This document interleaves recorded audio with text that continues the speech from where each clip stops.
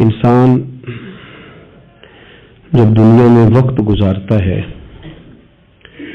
تو وہ کسی قبیلے کا بھی حصہ ہوتا ہے، کسی برادری کا حصہ ہوتا ہے، کسی خاندان کا حصہ ہوتا ہے۔ پھر اگر وہ اپنی ذہنی سطح کو بلند کرتا ہے اور مختلف لوگوں سے ملتا ہے، سنتا ہے، اٹھتا بیٹھتا ہے، تو بعض اوقات کسی جماعت کا حصہ بھی بن جاتا ہے۔ تنظیموں، جماعتوں، قبیلوں، برادریوں اور علاقوں کے ساتھ وابستہ ہونا تو کوئی بری بات نہیں، لیکن گروہی تعصبات کا شکار ہو جانا یہ بہت بری بات ہے۔ اسلام ہمیں یہ پیغام دیتا ہے کہ عصبیت سے بچو، گروہ پرست نہ بنو، حق پرست بنو۔ آپ کسی تنظیم سے ضرور وابستہ ہوں، لیکن اس تنظیم میں اگر کوئی خامی ہو تو خامی میں اس کا ساتھ نہ دیں، اور کسی اور جماعت میں کوئی خوبی ہو تو اس کو بھی آنکھ کھول کے ضرور دیکھیں۔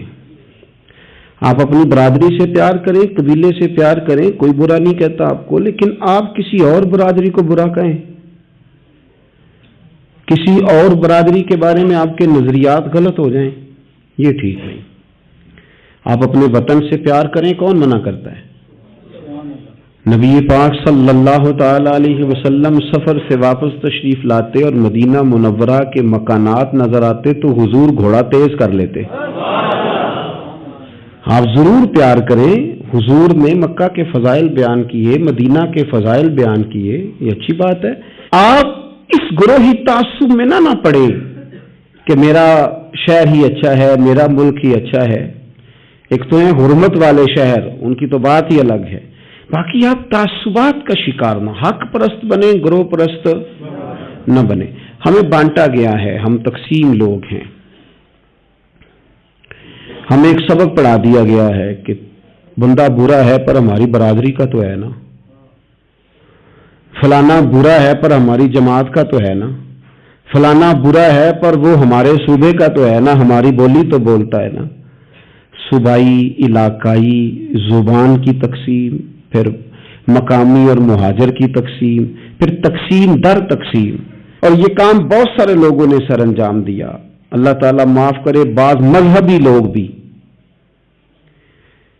وہ بھی گروہ بندی کا سبق پڑھاتے ہیں۔ اہل حق میں سے بھی ڈھیر سارے لوگ ہیں جو کہتے ہیں صرف میں، یہ کام نہ کریں۔ اسلام اور مسلمان جب کلمہ پڑھ لیتا ہے تو اس کے ذہن پر برادری کی، قبیلے کی، رنگ کی، نسل کی چھاپ نہیں ہوتی، اس کے ذہن پر یہ چھاپ ہوتی ہے کہ میں اللہ رسول کا ماننے والا ہوں۔ اپنی سوچیں جب تک مسلمان نہیں ہوتی، سوچیں جب تک مسلمان نہیں ہوتی۔ اقبال کہتے ہیں خیرت نے کہہ بھی دیا لا الہ الا اللہ تو کیا حاصل، دل و نگاہ اگر مسلمان نہیں، دل و نگاہ اگر دل و نگاہ، دل اور آنکھ، دل و نگاہ اگر مسلمان نہیں تو پھر کچھ بھی نہیں۔ دل سے پوچھ وہ مومن ہے کہ نہیں، تیری پیشانی تو اللہ کی بارگاہ میں جھکتی ہے، تیرا وجود تو جھکتا ہے، دل سے پوچھ اس کا کیا حال ہے۔ یہ تعصبات ان کو پھیلایا جاتا ہے، اس پر محنت کی جاتی ہے۔ ہم گروہ پرست ہوتے جا رہے ہیں معاذ اللہ حق پرست ہونے کی بجائے۔ ہمیں گروہ میں نہیں بٹنا، ہمیں حق دیکھنا ہے کدھر ہے، حق کا سفر کرنا ہے۔ قرآن مجید سورۃ المائدہ آیت نمبر 8 اللہ کریم نے فرمایا یا ایھا الذین آمنوا کونوا قوامین للہ شہداء بالقسط، اے ایمان والو اللہ کے حکم پر خوب قائم ہو جاؤ اور انصاف کے ساتھ گواہی دو۔ اللہ کے لیے قائم ہو جاؤ، کھڑے ہو جاؤ، انصاف کے ساتھ گواہی دو۔ قرآن مجید کا انداز دیکھیے گا سمجھانے کا، فرمایا وَلَا يَجْرِمَنَّكُمْ شَنَآنُ قَوْمٍ عَلَىٰ أَلَّا تَعْدِلُوا، کسی قوم کی دشمنی تمہیں وہاں نہ لے آئے کہ تم انصاف چھوڑ دو۔ دشمنی اختلاف اپنی جگہ پہ اور انصاف اپنی جگہ پہ، سامنے دشمن بھی ہو تو کرنا تم نے انصاف ہی ہے۔ جب ترازو پکڑنا ہے تو تولنا تم نے، یہ میرے رب کا ارشاد ہے، یہ قرآن پاک ہے۔ کسی قوم کی دشمنی تمہیں انصاف سے نہ روک دے، اے دلو عدل کرو، ہوا اقرب للتقوی، یہ پرہیزگاری کے زیادہ قریب ہے۔ نماز روزہ حج زکات یہ تو عبادت ہے، لیکن پرہیزگاری کیا ہے کہ تم عدل کرو، انصاف والے ہو جاؤ، ترازو صحیح کرو. واتقوا اللہ، اللہ سے ڈرو. ان اللہ خبیر بما تعملون، بے شک اللہ کو تمہارے کاموں کی خبر ہے. اللہ کو پتہ ہے، کسی کو پتہ نہ بھی ہو تو اللہ کو پتہ ہے کہ تم فیصلے اپنی جماعت دیکھ کے گروپ دیکھ کے کرتے ہو. ہمیں نہ پوری طرح قائل کیا گیا، نہیں ہم نے دیکھنا ہوتا کہ سچ کدھر ہے، نہیں ہم نے غور کرنا ہوتا کہ حقیقت کیا ہے. بس یہ کہ بات میری برادری کی ہے، بات میرے قبیلے کی ہے. یہ ہمارے دیہاتوں میں یہ ہوتا تھا کہ وہ جی لڑائی ہوگی، نکلو جی نکلو. نکل گئے، ڈنڈے اٹھا لیے، پکڑ لا اسلحہ، پہنچ گئے، لڑنا شروع کر دیا. جا کے پوچھا بھی نہیں کہ بھئی ہمارے لڑکے کی غلطی ہے کہ سامنے والے کی غلطی ہے. وہ جی ہم نے نا غلطی کسی کی بھی ہو، ہم نے تو سپورٹ کرنی ہے، وہ ہمارا لڑکا لڑ پڑا ہے. بھئی آپ پہلے پوچھیں، آپ پہلے اس پر غور کریں حق کدھر ہے. اس عصبیت سے بچیں. نبی پاک صلی اللہ علیہ وسلم نے فرمایا جس نے کسی کو کسی گروہ کے نام پہ بلایا اس نے جاہلیت کے لیے بلایا ہے. وہ جاہلانہ لڑائی لڑ رہا ہے جو عصبیت پہ، گروپ پہ، برادری کے نام پر آگے نکلا ہوا. اب تو پیران عظام، مذہبی جماعتیں وہ کہتی ہیں صرف ہم ٹھیک ہیں. نہ کریں یار، آپ امت میں نئی امت تو نہ قائم کریں. ان کو رسول اللہ کا غلام بنائیں، ان کو آپ مختلف جگہوں پہ نہ تقسیم کریں. آپ اہل حق صحیح العقیدہ لوگ، خدا را اپنے ذہن کو بڑا کریں، وسعت سوچوں میں لائیں. گروہ بندی کی سوچ پیدا کرنا، سطحی سوچ پیدا کرنا. میں سوچوں کے لحاظ سے انقلابی لوگوں کے پاس اٹھتا بیٹھتا رہا ہوں تو بعض مثالیں بھی پنجاب کی مجھے تکلیف دیتی ہیں. ایک صاحب نے ایک دفعہ میرے سامنے کہہ دیا کہ برادری تو سپاں نوں بھی پیاری ہوندی. میں کہتا مطلب ہے سپاں والا کام ہے کیا؟ مطلب سطحی سوچ آپ نے پیدا کی ہوئی. ابھی بھی یہ رٹا ہے. یہ جو گروہی تعصبات ہیں نا، یہ تو بندے کو حق سے دور لے جاتے ہیں. گروہی تعصب، گروہ کا تعصب، یہ تو حق سے دور لے جاتا ہے. میرے عزیزو، تعصبات سے اوپر اٹھ کے دیکھیں. خیر اور جگہ پہ بھی ہے. میں نے وہ لوگ بھی دیکھے ہیں جن کو اہل بندہ نظر آیا تو انہوں نے عہدہ ہی چھوڑ دیا. ہم اپنی ذات کے چنگل میں اتنا پھنس کے رہ گئے. مجھے پوچھا جائے، مجھے گنا جائے، میری بات کی جائے، آپ کچھ نہیں کر سکیں گے، اس لیے کہ آپ ذات کی جنگ لڑ رہے ہیں. آپ جب تک نظریات کی جنگ نہیں لڑتے، یہاں سے اوپر اٹھ کر بات نہیں کرتے، آپ کوئی کام نہیں کر سکتے. سوال ہی پیدا نہیں ہوتا، اس لیے کہ سوچ ہی چھوٹی ہو گئی. گروہی تعصبات سے نکل کر جب آپ کو حق آ جائے پھر اس کو قبول کریں. پھر نہ آپ کا منصب آپ کو روکے. حضرت ابی بن کعب رضی اللہ تعالیٰ عنہ نے امیر المومنین سیدنا فاروق اعظم پہ مقدمہ کر دیا تھا. عدالت تھی، جج تھے حضرت زید بن ثابت. حضرت عمر پہنچے، حضرت زید بن ثابت اٹھ کے کھڑے ہوئے، جگہ خالی کا، امیر المومنین بیٹھ جائیے. آپ فرمانے لگے زید یہ تم نے ناانصافی کی، ہم دونوں آئے تھے مقدمہ لے کے، یا تو دونوں کے لیے جگہ بناتے، تم نے ٹھیک نہیں کیا. پھر بات ذرا آگے بڑھی. حضرت ابی بن کعب نے مطالبہ کیا کہ حضرت عمر فلاں بات پہ قسم اٹھائیں. تو حضرت زید بن ثابت جج تھے، کہنے لگے آپ امیر المومنین سے یہ مطالبہ کر رہے ہیں؟ تو حضرت عمر فاروق کہنے لگے زید آپ اس مقدمے کا فیصلہ کر لیں، اس کے بعد میں آپ کو فارغ کر دوں گا. آپ مجھے امیر المومنین کہہ رہے ہیں اور امیر المومنین کہہ کے آپ یک طرفہ ہو رہے ہیں، اور جو آدمی انصاف لینے آپ کے دروازے پہ آیا ہوا ہے. اس ملک کا مسئلہ کیا؟ اس ملک کا مسئلہ غریبی نہیں، میرے وطن کا مسئلہ یہ ہے کہ امیر غریب کے لیے قانون الگ الگ ہے. یہاں 11 سال 12 سال ایک شخص جیل میں رہ کے آتا ہے، لیکن بعد میں پتہ چلتا ہے وہ تو بے گناہ تھا. اس کے 11 سال کون واپس کرے گا؟ اس کے 20 سال زندگی کے جو سلاخوں کے پیچھے کٹ گئے کون واپس کرے گا؟ اور امیر آدمی وہ تو قبل از گرفتاری ضمانت کرا لیتا ہے.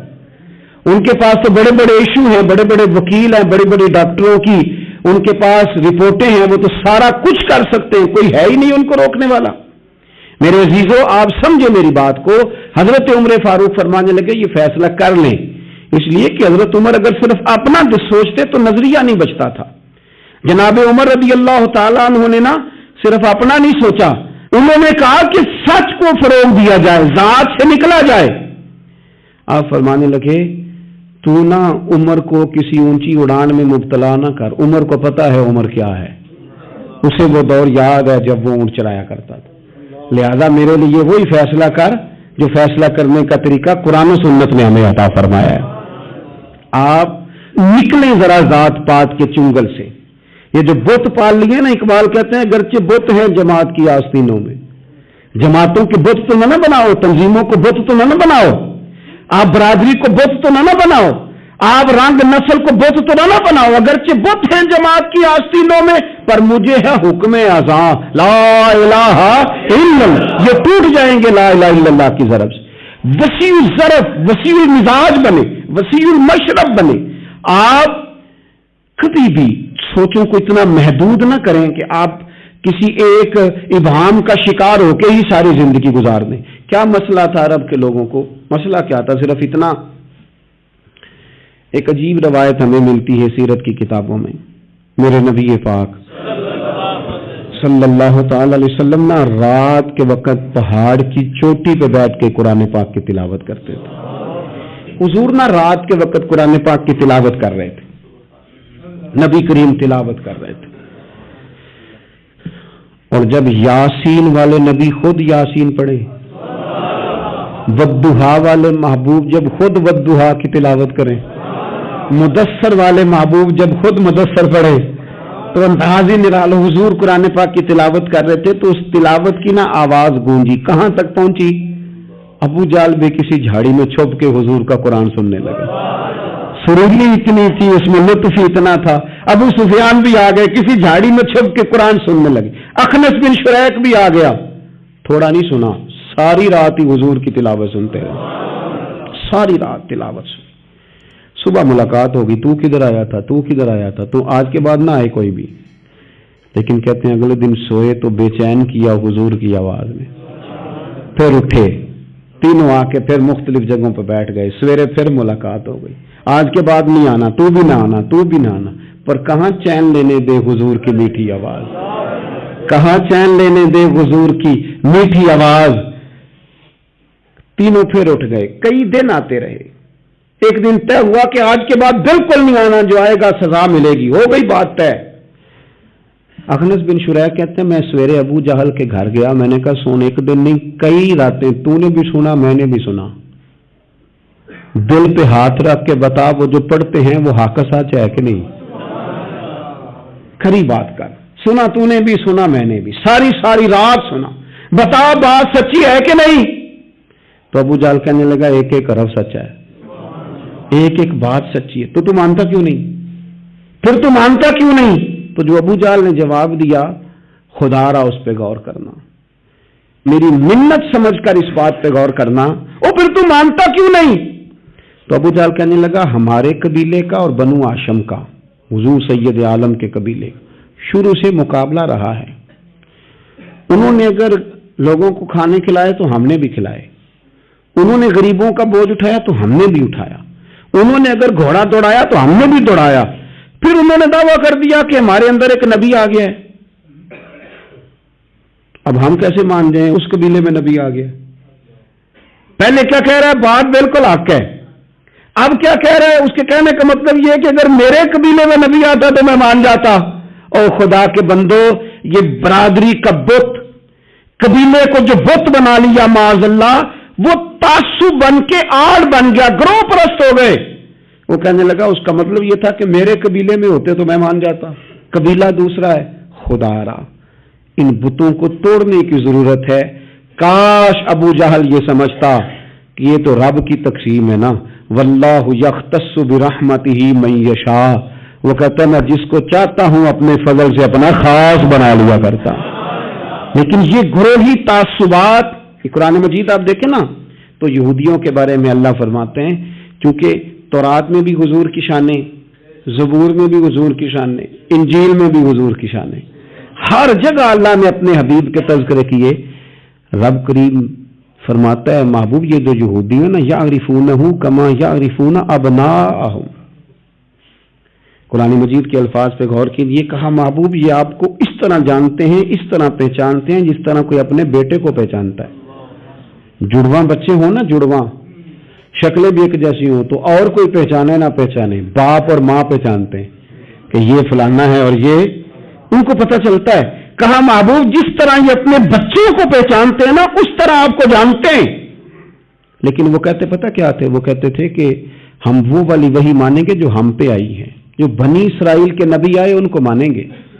ये चूंकि हजरत इस्माइल अलैहिस्सलाम की औलाद में से है रसूल रहमत सल्लल्लाहु अलैहि वसल्लम, लिहाजा नहीं मानेंगे। वो जो ग्रोही तासुब था ना, कबीले का तासुब ग्रोही, वो ले डूबा। वो तौरात पढ़ के भी, इंजील पढ़ के भी, बल्कि वो लोगों को कहा करते थे रसूल आने वाले हैं, रसूल आने वाले हैं, रसूल आने वाले हैं। लेकिन हुजूर आ गए हजरत इब्राहिम की औलाद में से, हजरत इस्माइल की औलाद में से। इन्होंने कहा जी वो तो हमारे कबीले में होते तो हम मानते।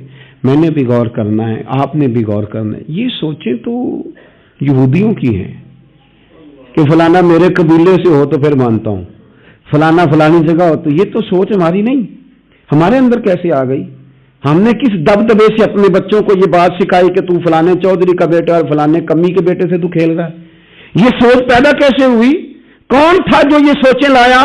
कहां से ये पनपी, कहां आके परवान चढ़ी? इस बुनियाद पर लोगों ने इलेक्शन लड़े कि ये पंजाबी है, ये सिंधी है, ये बलोची है, ये फलाना है। इस बुनियाद पर लोगों को तकसीम किया। लोग इतने माइल हुए कि इन बुनियादों पर वोट देने लगे, इन नारों के कायल हो गए, इन सच्ची बुनियादों पर आके उन्होंने काम किया। देखें, मैं कह चुका हूं कि हर कौम के रस्म और रिवाज से इख्तलाफ नहीं, लेकिन वो कौम तासुब का शिकार और अपने अलावा किसी को जाने ही ना। नबी पाक सल्लल्लाहु अलैहि वसल्लम ने फरमाया अपने कबीले का दिफा करो, पर नाजायज बात पर उनकी सपोर्ट ना करो, गलत बात पर उनकी सपोर्ट ना करो। गलत बात, जरूरी नहीं कि सारी बातें हमारी अम्मा ही ठीक करती हो, कोई बात हमारी भाभी भी ठीक करती है। अदब से कहें, प्यार से कहें, सूखियाना जुमला ना बोले, पर कभी अम्मा से भी कहें, अब्बा जी से भी कहें, ये भी किसी की बेटी है। आप क्यों तासुब का शिकार हैं? अदब से कहें कि यहां इसकी बात ठीक है, तेरी ठीक नहीं। खामद भी किसी वक्त अपनी बीवी को कहे कि तू सास बन गया, तो इसका मतलब क्या है? जो बात दुरुस्त है वो दुरुस्त है। आप हक के साथ खड़ा होना शुरू हो जाएं। हक की फतह इंसानियत की फतह होती है, सच की फतह मिल्लतों की फतह होती है, मिल्लतों की। सच जब कामयाब होता है तो उसकी छतरी में लोग सुकून पाते हैं। जब हक गालिब आता है, इंसाफ आम होता है, तो हर आदमी को सुकून मिलता है। उसके साये में सब लोग अपने दिलों को ठंडा महसूस करते हैं। हमारी वो जातियात और गिरोहबंदी का जो मिजाज है वो मिल्ली सतह का नुकसान करता है। मैं अक्सर ये बात कहता रहता हूं, फिर कहता हूं, हम अपनी जात का मामला देखते हैं, जात का। कोई उस्ताद किसी मदरसे में, किसी स्कूल में, किसी कॉलेज में पढ़ाता है तो वो ये नहीं देखता कि कितनी मुश्किल से ये बिल्डिंग बनाई गई, कहां से वो पैसे आते हैं जिनके साथ ये सारे अखराजात चलते हैं। मैंने देखा है गिरोहबंदी की जाती है, बच्चों को अपने साथ सेट किया जाता है। इतना बुरा हाल होता है कि एक उस्ताद गया तो बच्चे भी ले गया साथ ही, क्योंकि उसके साथ सेट थे। उसने ये नहीं देखा कि इनका तो मुस्तकबिल तबाह हो जाए। मैं तो एक सबक पढ़ाता हूं तो इनके तो बाकी 6 उस्ताद वहीं पे। यही हाल हम इदारों में करते हैं जहां काम कर रहे होते हैं। हम अपने हिसाब से लोगों को अपने पीछे लगाने के चक्कर में मिल्ली और कौमी सतह के जुर्म करते हैं, कौमी सतह के। उसका नुकसान ना मदरसे का हुआ, ना उस उस्ताद का हुआ, उन बच्चों का नुकसान, उस स्कूल कॉलेज इदारे मदरसे में पढ़ने वालों का नुकसान। क्योंकि हम गिरोहबंदियों के कायल हैं, तंजीमों जमातों के कायल हैं, हम मिल्ली सोचों के कायल नहीं। कोई अगर कहीं भी खैर की बात कर रहा है तो आपको अगर अल्लाह ने सच की तौफीक दी है तो आप सबको सराहेंगे, खैर का जिक्र करेंगे, खैर का। अगर अपने अंदर कोई कोताही हो तो उसका भी इजहार करेंगे। मेरे अजीजों, मेरे नबी पाक सल्लल्लाहु अलैहि वसल्लम को जिन लोगों ने हुजूर के जमाने में होते हुए ना माना, ऐसा नहीं था कि उन पर हक वाज़े नहीं था, उन्हें पता था सच क्या है, लेकिन वो गिरोह परस्त थे, हक परस्त नहीं थे। जो हक परस्त थे वो हजरत सलमान फारसी की तरह फारस से भी चल के आ गए, वो हजरत सुहैब की तरह रूम से भी आ गए, वो दूर दराज से भी आ गए। हक परस्त थे ना, हक ढूंढते। कईयों के घर तक हक गया, घर तक उनको अपनी दहलीज पर सच मिला, लेकिन हक परस्त नहीं थे, गिरोह परस्त थे, वो कबूल नहीं कर सके। आज भी मैंने देखा है बड़े बड़े सियासतदानों का नेक होने को दिल करता है, बड़े बड़े मालदारों का किसी दरवेश का मुरीद होने को दिल करता है सीखने, लेकिन वो ना जान ही नहीं छोड़ती, نہ چودھری صاحب کا کوئی پیر ہوتا ہے، نہ پڑھے لکھے آدمی کا، نہ مالدار، ان کا کیسے پیر ہوگا؟ ممکن ہی نہیں ہے. کس طرح اپنے آپ کو وہ بٹھائیں گے طالب علموں کی صف میں؟ ان کے لیے اس لیے رہ جاتے خیر نہیں پا پاتے. آپ نے جب تک وہ چیز چھوڑی نہیں، پیالہ بھرا ہوا ہو تو کوئی اس میں شے اور ڈالی جا سکتی ہے؟ اس کا تو خالی ہونا شرط تھا. ہم بڑے بڑے بزرگوں کے پاس گئے لیکن پیالے بھرے ہوئے تھے، کیسے کوئی شے آتی؟ کاش پیالے ایک تو خالی کرتے پھر سیدھے بھی کرتے، تو پھر تو میرے بھائی کوئی طالب علم بھی گزرے تو وہ خیر کی بات بتائی جاتا ہے.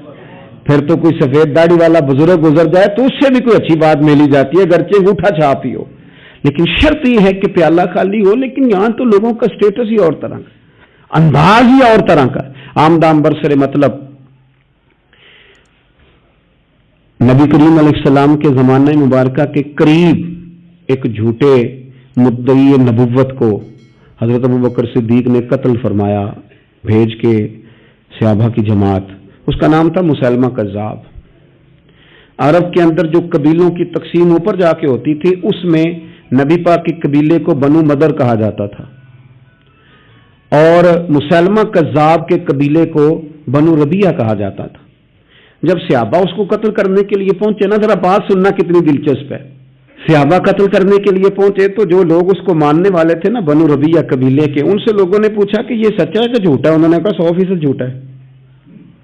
تو انہوں نے کہا تمہارا نبی رحمت صلی اللہ علیہ وسلم کے بارے میں کیا خیال ہے؟ کہنے لگے وہ اتنے سچے ہیں کہ سورج سے زیادہ چمکدار ہے ان کی سچائی، چاند سے زیادہ روشن ہے ان کی سچائی. انہوں نے کہا پھر تم اس کے پیچھے کیوں لگ گئے ہو؟ کہنے لگے ہماری برادری کا جو ہوا ہمارے قبیلے کا تو ہے نا. وہ خدا کے بندو اتنی ظالمانہ سوچے، اتنی ظالمانہ کہ چونکہ ہمارے قبیلے کا ہے. اور اچھا اس کا نام ہی کذاب ہے، مسیلمہ کذاب. اور کذاب کہہ کہ اس کے پیچھے لگے ہوئے ہیں صرف اس لیے کہ ہماری برادری کا تو ہے نا. اور یوں تو سید بھی ہو، مرزا بھی ہو، افغان بھی ہو، اور تم سبھی کچھ ہو. بتاؤ کہ مسلمان بھی ہو، اور تم سبھی کچھ ہو. پہلے بتاؤ کہ اپنی ملت پر قیاس اقوام میں مغرب سے نہ کر. اے کلندر لاہوری تیری قبر پہ رحمتیں ہوں. کہاں بیٹھ کے بات کرتا ہے، کہاں سوچتا ہے، کیا انداز اختیار کرتا ہے. کہنے لگے تو اپنی ملت پر قیاس اقوام میں مغرب سے نہ کر، تیرے قلم کے حسن پہ قربان جاؤں. کہنے لگی خاص ہے ترکیب میں قوم رسول ہاشمی. او مسلمان تو دیکھ تیرا مقام یہ ہے کہ تو رسول ہاشمی کی قوم ہے، تو رسول ہاشمی کی قوم ہے. تو کہتا میں جاٹوں میں باٹوں میں ارائیوں میں فلاں، تو رسول ہاشمی کی قوم ہے. اور خاص ہے ترکیب میں قوم رسول ہاشمی. قوم رسول بولنا بولنا قوم رسول ہاشمی. یہ قوم رسول رسول ہاشمی کی قوم بنو، رسول اللہ کی قوم بنو. ہمیں نہیں بننا فلانی برادری فلانا قبیلہ فلانا منصب، نہ قوم رسول خاص ہے ترکیب میں قوم رسول ہاشمی. رسول ہاشمی کی قوم بنے. آپ کو دیکھ کے لوگ پوچھے یہ کون ہے؟ کہ مصطفیٰ والے. یہ کون ہے؟ رسول خدا والے. یہ کون ہے؟ یہ کہتے ہیں غلام ہیں، غلام ہیں رسول کے غلام. یہ کون ہے؟ یہ نبی پاک والے، یہ حضور والے ہیں.